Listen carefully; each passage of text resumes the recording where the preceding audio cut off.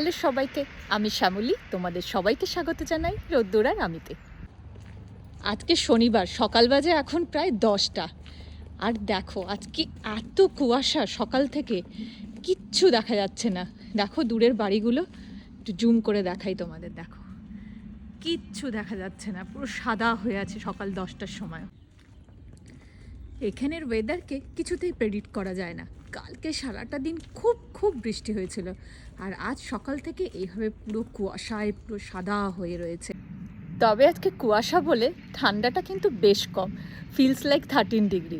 এর থেকে এই সময় সাধারণত ঠান্ডাটা আরও কম হয়, 1-2 ডিগ্রি হয়ে যায়। আজকে আমাদের এই টাউন সেন্টারে একটা মেলা বসেছে।